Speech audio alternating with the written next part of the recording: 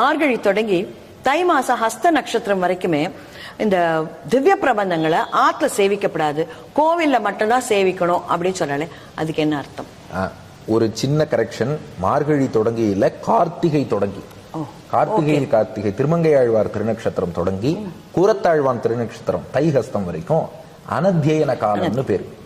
ஏன் இப்படி ஏற்பட்டதுன்னா, ஒரு கார்த்திகை தீப திருநாள் அன்று திருமங்கை ஆழ்வார் வாழ்ந்த காலம் அப்ப ஆரம்பிச்ச விஷயம் இது. கார்த்திகை தீப திருநாள் என்று திருமங்கை ஆழ்வார் ஸ்ரீரங்கத்துல போய் நம்பெருமாளை மங்களாசாசனம் பண்றார். இந்த சக்கரத்தாழ்வார் சன்னதிக்கு நேரா சொக்கப்பனை கொளுத்துவார், அதுக்கு நம்பெருமாளும் எழுந்துருள்வார். அப்போ திருமங்கை ஆழ்வார் நம்பெருமாளை மங்களாசாசனம் பண்ணி 30 பாசுரம் திருநெடுந்தாண்டகம்னு பாடினார். அந்த திருநெடுந்தாண்டகத்துல அன்னமாய் முனிவரோடு அமரர் ஏத்த அருமறையை வெளிப்படுத்த அம்மான் தன்னைன்னு நீ சம்ஸ்கிருத வேதத்தை ஹம்சாவதாரம்னு அன்னப்பறவையாக அவதரித்து காத்த பெருமாளேன்னு திருமங்கை ஆழ்வார் பெருமாளை அழைத்தார். அப்ப நம்பெருமாள் கேட்டாராம், திடீர்னு வேதத்தை காப்பாத்தினதை எதுக்கு இப்ப சொல்றீர்னு கேட்டார். அதுக்கு திருமங்கை ஆழ்வார் பதில் சொன்னாராம், இல்ல சம்ஸ்கிருத வேதத்தை நீ அன்னப்பறவையா வந்து உபதேசம் பண்ணி காப்பாத்தின. எங்க நம்மாழ்வார் பாடியிருக்கார் தமிழ் வேதம் திருவாய்மொழி, அந்த திருவாய்மொழியை காப்பாத்த நீ என்ன நடவடிக்கை எடுக்க போறேன்னு திருமங்கை ஆழ்வார் பெருமாள்கிட்ட கேட்கிறார். ஏன்னா காலத்தால் நம்மாழ்வாருக்கு பிற்பட்டவர் திருமங்கை ஆழ்வார், நம்மாழ்வார்ட்ட ரொம்ப பக்தி கொண்டவர் திருமங்கை ஆழ்வார். நம்பெருமாள்கிட்ட கேட்கிறார், எங்க நம்மாழ்வார் 1000 தமிழ் பாட்டு திருவாய்மொழி பாடியிருக்கார், அத்தனை வேத கருத்தும் அதுல இருக்கு, அதை காப்பாத்த நீ என்ன ஆக்ஷன் எடுக்க போறேன்னு கேட்டார். நான் என்ன பண்ணணும்னு சொல்லு பண்றேன்னு பெருமாள். ஏன்னா இப்ப திருநெடுந்தாண்டகம் கேட்ட குஷியில இருக்கார் நம்பெருமாள். சொல்லு என்ன பண்ணணும்னு சொல்லு பண்றேன்னார்.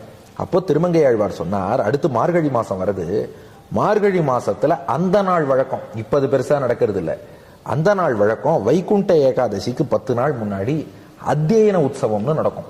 அந்த பகல்ல 10 நாளும் சம்ஸ்கிருத வேதம் பெருமாள் கேட்பார், ரிக்வேதம் யஜுர்வேதம் சாமவேதம் அதர்வண வேதம். எப்படி வைகுண்ட ஏகாதசிக்கு முந்தின 10 நாள் பகல் நேரத்துல நீ வேதம் கேட்கறியோ, வைகுண்ட ஏகாதசிக்கு அடுத்த 10 நாள் ராப்பத்துன்னு இரவு நேரத்துல நம்மாழ்வாருடைய 1000 பாசுரங்களை ஒரு நாளைக்கு 10 பாசுரம் வீதம், வைகுண்ட ஏகாதசி தொடங்கி 10 நாள், ஒரு நாளைக்கு 10 பாட்டு, ஒரு நாளைக்கு 100 பாட்டு, அப்போ 10 நாளைக்கு 1000 பாட்டு. அதனால திருவாய்மொழி 1000ஐயும் நீ கேட்கணும்னு பெருமாள்கிட்ட திருமங்கை ஆழ்வார் வரம் வாங்கினாராம். அதன்படி பெருமாளும் அந்த வரத்தை கொடுத்துடுறார். உடனே திருமங்கை ஆழ்வார் என்ன பண்ணிட்டார், ஸ்ரீரங்கத்தில் இருந்த எல்லா அடியார்களையும் அழைத்துக் கொண்டு பெருமாள் எழுந்தருளும் தோளுக்கினியான் அந்த பல்லக்கையும் இவர் வாங்கிட்டு ஆழ்வார் திருநகரிக்கு போனார். ஸ்ரீரங்கத்திலேருந்து என்னைக்கு கிளம்பினார், கார்த்திகை தீப திருநாள் என்று கிளம்பிட்டார். எல்லா அடியார்களையும் அழிச்சும் போயிட்டார். அப்ப கோவில்ல யார் பாசுரம் செய்விப்பா, எல்லாரையும் அழிச்சும் போயிட்டார் திருமங்கை ஆழ்வார். ஆழ்வார் திருநகரிக்கு எல்லாரும் போயாச்சு. அங்க போய் பொலிந்து நின்ற பிரான்ட்ட பர்மிஷன் வாங்கிட்டு நம்மாழ்வாரை எழுந்தருளை பண்ணிட்டு ஸ்ரீரங்கத்துக்கு அழிச்சுன்னு வரா. என்னைக்குன்னு பார்த்தா வைகுண்ட ஏகாதசிக்கு முந்தைய நாள் அழிச்சுன்னு வரா. அதுக்கு மறுநாள் வைகுண்ட ஏகாதசி அன்றிலிருந்து தொடங்கி ராப்பத்துன்னு 10 நாள் பெருமாளுக்கு அந்த உற்சவத்தை கொண்டாடுறான். நம்மாழ்வார் முன்னிலையிலே திருமேனி வடிவத்துல விக்கிரக வடிவத்துல நம்மாழ்வார் ஆழ்வார் திருநகர்ல இருந்து வரார். அப்ப ஸ்ரீரங்கத்துல நம்மாழ்வார் விக்கிரகம் கிடையாது, எழுந்தருளை பண்ணிட்டு வந்து 10 நாள் உற்சவத்தை நடத்தினார். அப்ப என்னைக்கு பூர்த்தி ஆயிருக்கும், வைகுண்ட ஏகாதசியிலேருந்து 10வது நாள் பூர்த்தி ஆயிருக்கும். பூர்த்தியானவாறே இப்ப என்ன பண்ணணும்னா, இந்த ஆழ்வாரை மீண்டும் ஆழ்வார் திருநகரிக்கு எழுந்தருளை பண்ணிட்டு திரும்ப வரணும். அவ திரும்ப வந்த நாள் எதுனா தைஹஸ்தம். இப்ப இந்த நாள் வரைக்கும் யாராவது வீட்டிலேயோ கோவில்லையோ பாசுரம் சேவிச்சிருப்பாளானா யாரும் சேவிக்கல. அந்த நம்மாழ்வாருக்கு அந்த உற்சவம் நடந்ததே 10 நாள், அந்த 10 நாள் மட்டும் திருவாய்மொழி ஒரு நாளைக்கு 100 பாசுரம் வீதம் ராப்பத்துன்னு சொல்லி சேவிச்சா. இப்படி இந்த வழக்கம் ஆரம்பிச்சிடுது. ஆனா அப்புறம் என்னாச்சு, திருமங்கை ஆழ்வார் காலத்துக்கு அப்புறம் இந்த உற்சவம் நின்னு போயிடுது. என்ன ரீசன்னா, ஒண்ணு இது ஆழ்வார போய் எழுந்தருளை பண்ணி வர்றதுங்கிறது கஷ்டம், அந்த நாள்ல திருட்டு பயம் இதெல்லாமும் உண்டு. ரெண்டாவது மக்களும் பாசுரங்களை மெல்ல மெல்ல மறக்க ஆரம்பிச்சுட்டா, அதனால பல காரணங்கள் நின்று போச்சு. பின்னாடி நாதமுனிகள் 4000 பாசுரங்களை மீட்கிறார். மீட்ட நாதமுனிகள் என்ன பண்ணார், திருமங்கை ஆழ்வார் நம்மாழ்வாருடைய 1000 பாசுரத்துக்கு மட்டும் இந்த உற்சவம் பண்ணார் ராப்பத்துன்னு, மற்ற ஆழ்வார் பாசுரத்தையும் காப்பாற்ற வேண்டாமா? அதனால நாதமுனிகள் என்ன பண்ணார், பகல் 10ன்னு சொல்லி அந்த முந்தின 10 நாள் இருக்கு இல்லையா வைகுண்ட ஏகாதசிக்கு முந்தி, அதுல பகல் நேரத்துல மற்ற ஆழ்வார்கள் பாசுரத்தை பெருமாள் கேட்கட்டும். As it is Thirumangai Alvar தொடங்கினபடி வைகுண்ட ஏகாதசியிலேருந்து 10 நாள் ராத்திரி நேரத்துல நம்மாழ்வாருடைய திருவாய்மொழி பாசுரங்களை ஒரு நாளைக்கு 100 பாசுரம்னு சொல்லி 10 நாள் கேட்கட்டும். அதுக்கப்புறம் இயற்பான்னு மீதம் உள்ள அந்த 3000 இயற்பாவை 21ஆம் நாள் கேட்கட்டும்னு சொல்லி இப்படி இந்த வழக்கத்தை ஏற்படுத்தினா, அப்போ பெருமாள் என்ன சொல்லிட்டானா, பின்னாடி ராமானுஜர் காலத்துல எல்லாம் விக்கிரக பிரதிஷ்டையே ஆயிடுத்து.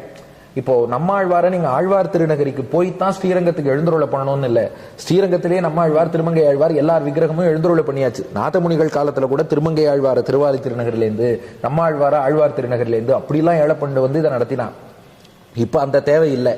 ஆனாலும் பெருமாள் என்ன சொல்லிட்டாரா, இந்த முன்னோர்களின் வழக்கம்ங்கிறத நாம மாத்தக்கூடாது. திருமங்கையாழ்வார் முதல்ல ஆரம்பிச்சு வைக்கும் போது அவர் என்ன பண்ணார்னா, அந்த கார்த்திகை எல்லாரோடையும் போனார். பெருமாள் பாட்டே கேட்காம தான் இருந்தார். அத்தியன உற்சவம் போது பெருமாள் ஆழ்வார் பாட்டு கேட்டார். அதுக்கப்புறம் மீண்டும் எழுந்தருளை பண்ணிட்டு தைஹஸ்தம் வர வரைக்கும் பாட்டு கேட்காம தான் இருந்தார். அந்த வழக்கம் அப்படியே தொடரட்டும். அதனால கார்த்திகை நாள்லேருந்து நாமும் நம்முடைய இல்லங்களிலோ கோவில்களிலோ ஆழ்வார் பாசுரங்களை செவிக்கிறது இல்லை. அத்தியன உற்சவம்ங்கிறது இது செவிக்கிறதுக்காகத்தானே. இந்த அனத்தியனம் கடைபிடிச்சதே எதுக்கு? அங்க அந்த உற்சவம் நடக்கணுங்கிறதுக்காக. அதனால அந்த அத்தியன உற்சவத்துல பாசுரங்கள் செவிப்பா. மீண்டும் ஆழ்வார் எழுந்தருளை பண்ணிட்டு திரும்ப வர காலம் தைஹஸ்தம், அது வரைக்கும் செவிக்கிறது இல்லை. ஏன் அந்த வழக்கத்தை அப்படியே வச்சிருக்கோம்னா 3 காரணம். ஒண்ணு, பெரியோர்களுடைய வழக்கத்தை மாத்தக்கூடாது. 2வது, இன்னைக்குமே ஆழ்வார் வந்துட்டு போறதாக ஐதிஹ்யம். இந்த உற்சவத்துக்காக நம்ம ஆழ்வார் திருநகரில இருந்து புறப்பட்டு ஸ்ரீரங்கம் வரார். அப்படி வராருங்கும் போது நாம போய் அவரை மரியாதை எதிர்கொண்டு அழிச்சுன்னு வரணும் இல்லையா? அப்ப நம்ம மானசீகமாக அங்கதான் போயிட்டு இருக்கோம்னு அர்த்தம். டிராவல்ல இருக்கிறவன் வீட்டுல உட்காந்து பாசுரம் சேவிச்சேன்னா இன்னும் அந்த மனோபாவம் நமக்கு வரலன்னு அர்த்தம். இது 2. 3வது என்னன்னா, தமிழ் வேதமாகிய ஆழ்வார் பாசுரங்களுக்கு சான்ஸ்கிரிட் வேதத்துக்கு உள்ள எல்லா பெருமையுமே உண்டுங்கிற நம்ம பெரியோர்கள். சான்ஸ்கிரிட் வேதத்துக்கு அனத்தியன காலம்னு உண்டு. இப்போ ஒரு அமாவாசை, பிரதமை, இது போன்ற நாள்கள் எல்லாம் வேத அத்தியனம் பண்ண மாட்டான். இப்போ எங்களுக்கெல்லாம் எங்க வாத்தியார்ட்ட வேதம் சொல்லிக்க போகும்போது, நாளைக்கு அமாவாசை வந்துடாதே, நாளைக்கு பிரதமை வந்துடாதேன்பா. ஏன்னா அதெல்லாம் படிக்க கூடாது, வேதம் அன்னைக்கு சொல்லக்கூடாதுங்கிறது ஒரு வழக்கம் பெரியோர்கள் வச்சிருக்கா. சொல்லின் செல்வர் ஹனுமானே சொல்றார், இலங்கையில சீதை இழைச்சு போயிருந்தா இல்லையா? எப்படி அழைச்சு போயிருந்தா தெரியுமா? பிரதிபத் பாட்டசீலசிய வித்யேவ தனுதாம் கதான்னார். பிரதமேல வேதம் படிச்சவனுடைய ஞானம் எப்படி அழைச்சு போயிருக்குமோ அப்படி அழைச்சு போனாலும். அதனால அதெல்லாம் வேதத்துக்கு அனத்தியனம்னு வச்சுட்டா. அப்ப தமிழ் வேதத்துக்கும் ஒரு அனத்தியனம் வேணும் இல்லையா? அதனால கார்த்திகையில இருந்து தைஹஸ்தம் வரைக்கும் அனத்தியனமா வச்சுக்கோங்க பெருமாள் ஏற்படுத்திட்டார்.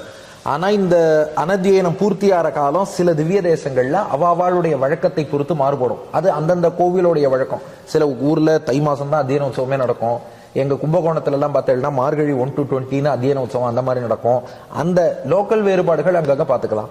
பொது வழக்கம் தைஹஸ்தம் தான் பூர்த்தியாகும்.